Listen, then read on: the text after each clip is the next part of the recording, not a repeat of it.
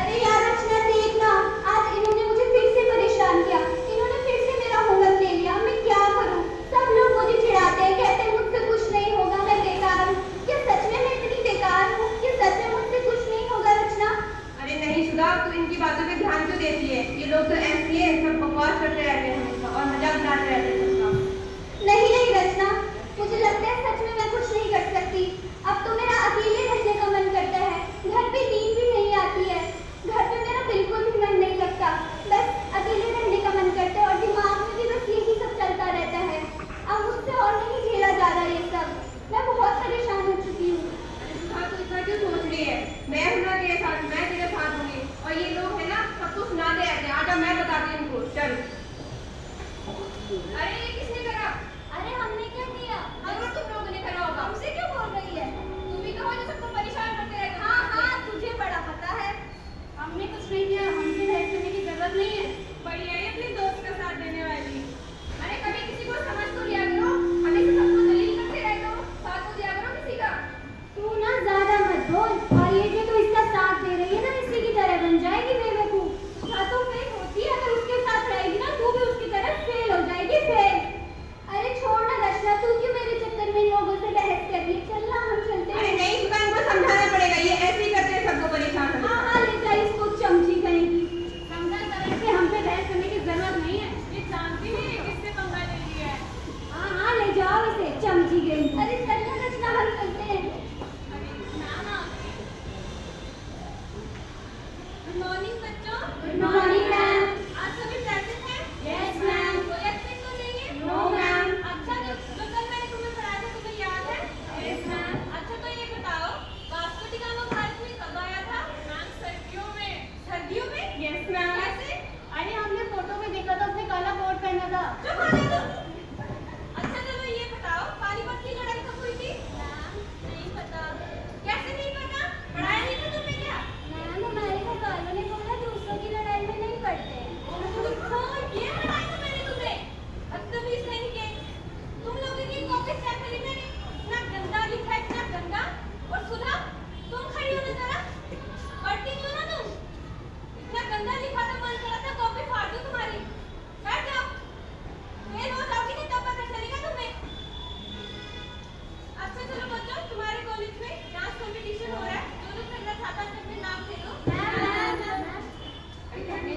हाँ हाँ सुधा, तुमको रहने दो। इतना गंदा लिखा है, ऊपर से डांस करना चाहती है। बेइज्जती करवाओगी क्या? मैं बहुत अच्छा डांस करती है मैम। तुम भी चुप ही रहो। कल से तुम इसके साथ नहीं बैठोगी, कल से यहाँ बैठोगी, समझ लग गई? जुबान लड़ाती है, बदतमीज करेगी। डांस करने वाली, पढ़ाई लिखाई तो होती नहीं, डांस करेगी। देखना रचना, ये लोग फिर से मुझे कह रहे हैं कि अब मुझसे डांस भी नहीं होगा। अरे सुधा, मैं तुम्हें कितनी बार बोला है, इन लोगों की बातों को दिल पे मत लिया करो, ये तो सबको ऐसे ही परेशान करते रहते हैं। तो जैसा कि आपने देखा, पढ़ाई में कमजोर होने की वजह से सुधा को कितनी सारी परेशानियों का सामना करना पड़ा। वो पढ़ाई में भले ही कमजोर थी, लेकिन वो नृत्य कला में बहुत अच्छी थी, पर उसकी इस कला को समझने वाला कोई भी नहीं था। अब सुधा घर पर अपने माता पिता के साथ है। अब देखना ये है, क्या सुधा के माता पिता उसे समझ पाएंगे या जन्म लेगा तनाव, वो तनाव जिसकी भारी कीमत सुधा को चुकानी पड़ेगी।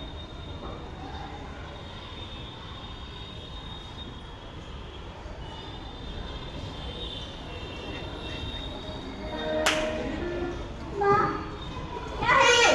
फिर से फेल हो गई? कितनी बार मना किया मैंने तुझे नाचने से? जब देखो नाचना नाचना।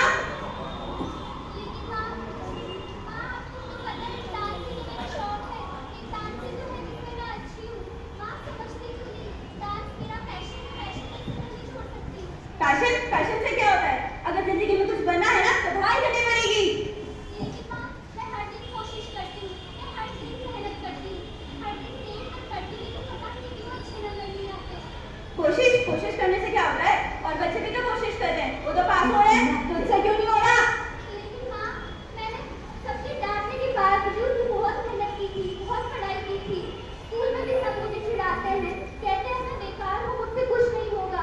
कम से कम आप तो मुझे समझिए। बस, और कुछ नहीं सुना मुझे। तेरे बोर्ड आने वाले हैं ना, अगर तो इस बार ही फेल हो गई ना तो मैं तेरे पापा से बोल के तेरी शादी करवा दूंगी।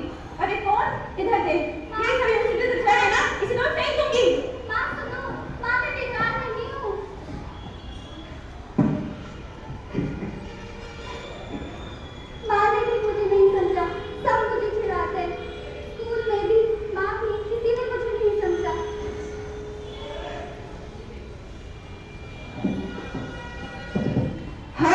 असफलता और तानों के कारण सुधा का तनाव बढ़ता ही जा रहा था।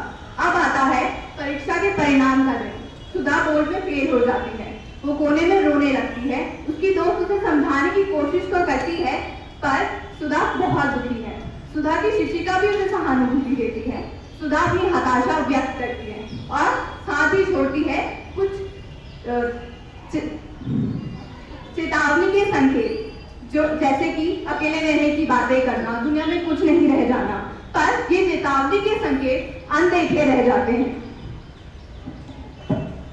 अरे देखो देखो, रिजल्ट आ गया। अरे अरे, सुधा का रिजल्ट देखो। अरे ऊपर से क्या देख रही है, नीचे से देखना। अबे ये तो फिर फेल हो गई। मेरा मेरा रिजल्ट? अच्छा, तुझे रिजल्ट देखना है? हाँ हाँ, देख देख। अरे इतने बड़े बड़े अक्षरों में लिखा तो है FAIL, फेल हो गई तो फेल। अब तो तू फेल हो गई, जा जाके आंसू बहा।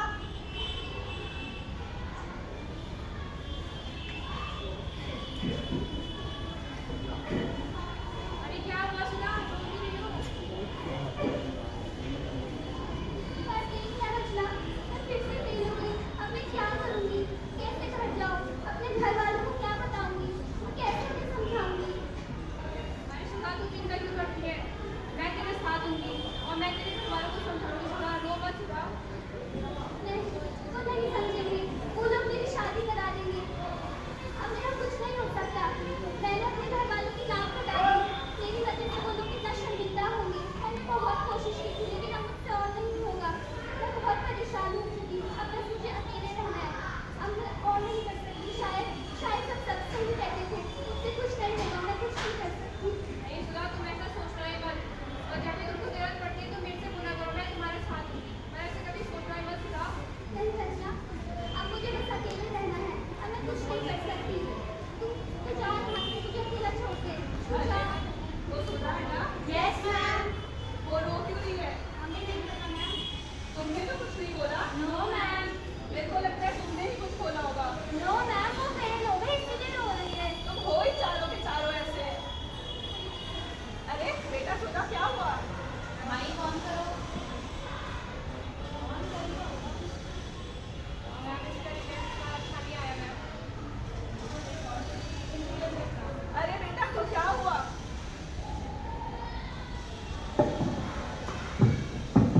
अरे तो बेटा, क्या हुआ? मैम, मैंने बहुत कोशिश की थी। मैंने बहुत मेहनत की थी। अरे बेटा, अगली बार मेहनत करना, पास हो जाओगी। लेकिन मैम, अब मुझसे और नहीं होगा। अब मैं कुछ नहीं कर सकती। मुझे बस अकेले रहना है। बेटा, किसी का एक कागज का टुकड़ा किसी का भविष्य निर्धारित नहीं कर सकता। लेकिन मैम, मैं अपने घर वालों को कैसे समझाऊंगी? वो लोग मुझे शादी करा देंगे। वो लोग नहीं समझेंगे। बेटा, मैं बात करूंगी तेरे मम्मी पापा से। अरे नहीं मैम, आप कुछ नहीं कहना। ठीक है बेटा, जैसी तेरी मर्जी, लेकिन अगर कोई जरूरत हो तो बता देना। अब आता है रात का समय। सुधा के पिता को उसके एग्जाम के बारे में पता चलता है। वे आग बबूला हो जाते हैं और उसे खरी खोटी सुनाने लगते हैं। फिर वही पुरानी बातें करने लगते हैं, शादी कर दो इसकी, किसी काम की नहीं है, बोझ है बोझ। सुधा रोने लगती है। और ध्यान रखिएगा, ये सुधा के आंसू नहीं, उसके टूटते दिल की पुकार है।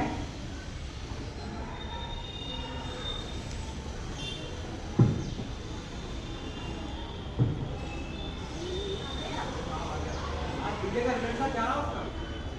अब मैं आपको क्या बताऊं, सुधा फिर से फेल हो गई। फेल हो गई? कहाँ है वो? सुधा? सुधा? ये क्या है? तुम फिर से फेल हो गई? पर पापा, वो मैंने बहुत कोशिश की थी। कोशिश? कोशिश कोशिश, जब भी तुम्हें पढ़ने के लिए कहता था तुम सिर्फ फोन, नाचना, गाना इसी में लगी रहती थी, पढ़ती नहीं थी। लेकिन पापा, अगली बार से पक्का मेहनत करूंगी। मेहनत? अगली बार, जिंदगी भर अगली बार ही बहाना बनाती रहोगी तो क्या तुम्हारा भविष्य कैसे सुधरेगा? लेकिन पापा, मैं अगली बार से पक्का अच्छे नंबर लाऊंगी। पता नहीं क्यों इस बार अच्छे नंबर नहीं आए। मैंने कहाँ से आएंगे? बार बार नाचना, गाना, डांस डांस डांस, क्या लगा डांस में? बंद करिए डांस अपना। लेकिन पापा, डांस तो मैं अच्छा करती हूँ ना, डांस में तो मैं अच्छी हूँ। अब जवान भी लगा दोगी ये? अरे ये क्या कर रहे हैं आप? छोड़ो ये तुम। हाथ उठाएंगे क्या? छोड़ो तुम, बहुत हो गया। तेरे रिश्तेदारों में मेरी नाक कटा दी है। अब तो इसकी सीधा शादी होके रहेगी। बहुत हो गया इसका। तेरा हाथ से नाचना गाना कब बंद? सुनिए तो। कुछ नहीं, मैंने बोल दिया कि शादी होके रहेगी, शादी होके रहेगी।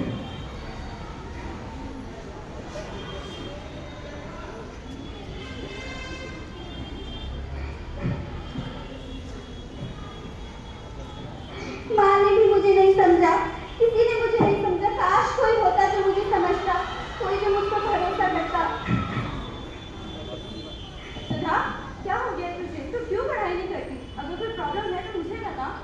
माँ, मैंने बहुत कोशिश की थी, बहुत मेहनत की थी, लेकिन पता नहीं क्यों अच्छे नंबर नहीं आए।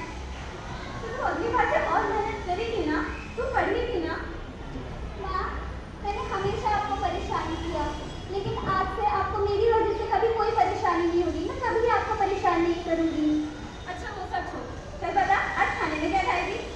माँ, आपको पता है ना मुझे आपके हाथ के गुलाब जामुन कितना पसंद है। आप मेरे लिए अपने हाथ का खाना बनाओगे ना? ठीक है, तू जो बोलेगी मैं सब बनाऊंगी।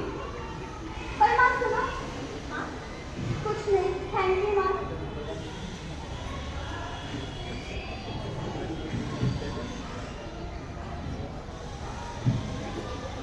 आपने बताया? स्नेहा, स्नेहा सुन, मुझे तुझसे कुछ बात करनी थी। क्या हुआ? आप क्यों परेशान क्यों लग रही हो? नहीं, कुछ नहीं। अच्छा सुन, ये मेरी डायरी है, इसमें मेरे सारे राज है, लेकिन आज से मैं ये तुझे दे रही हूँ। और तुझे ये ड्रेस तुझे बहुत पसंद थी ना?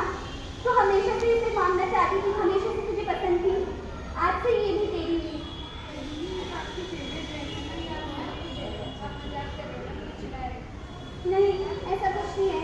अच्छा सुन, तू मुझसे वादा कर, तू कभी मेरी तरह नहीं बनेगी और हमेशा अपना ख्याल रखेगी। तू हमेशा हिम्मत रखेगी।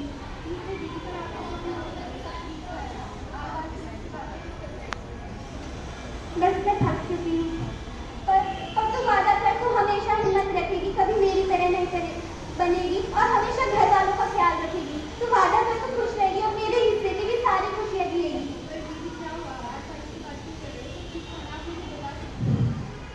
अच्छा, अब तू जा यहाँ से। मैंने नहीं, तू जा यहाँ से स्नेहा।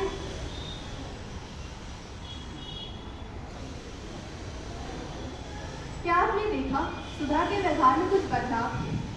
जिस तरह वो अपनी माँ से मनपसंदीदा खाने की फरमाइश करती है, अपनी छोटी बहन को पसंदीदा कपड़े हमेशा के लिए दे देती है, क्या ये सब सुधा की जिंदगी में आ रही नई रोशनी की किरणें हैं या इनका कुछ और ही मतलब है? आइए देखते हैं। अब सुधा अकेली है। उसके मन में जो तूफान है वो अब बढ़ता ही जा रहा है। उसके मन में चढ़ रही एक भीषण जंग है। एक तरफ सकारात्मक सोच कहती है रुको सुधा, सब ठीक हो जाएगा, जीवन दूसरी कितना ओर- खूबसूरत है। दूसरी ओर नकारात्मक सोच कहती है कुछ नहीं रखा इन सब में, ये सब बेकार है, खत्म कर दो इसे।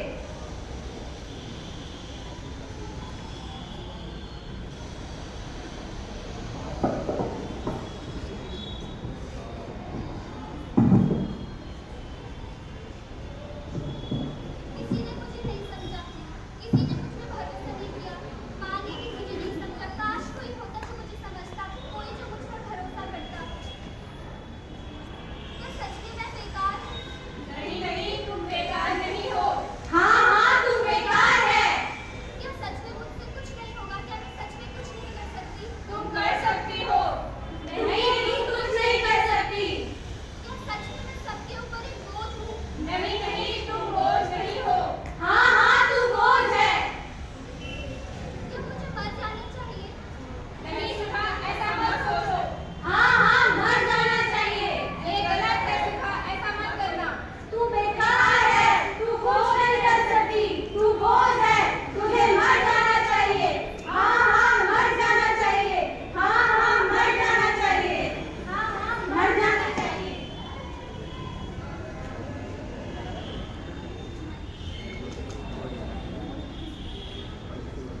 और यूं सुधा ने अपना जीवन खत्म कर लिया। पर क्या यही हल है? नहीं नहीं, बिल्कुल नहीं। आत्महत्या किसी भी चीज का हल नहीं है। हम सब मिलकर इसे बचा सकते हैं। दुनिया में ऐसी बहुत सी सुधा हैं जिन्हें हम बचा सकते हैं। बस जरूरत है तो उन चेतावनी के संकेतों को समझने की, जो सुधा ने हमें कई बार देने की कोशिश की। अगर सुधा को उसकी नृत्य कला के लिए प्रोत्साहन मिलता तो सुधा हम सबके बीच होती। अगर उसके माता पिता ने उसे समझा होता तो शायद वो हमारे बीच होती। बिल्कुल सही। जैसा कि इसने कहा, बात है समझने की, कुछ चेतावनी के संकेतों को समझने की। तो आखिर वो चेतावनी के संकेत क्या हैं? आइए समझते हैं, जो कि एक जिंदगी बचा सकते हैं। धन्यवाद।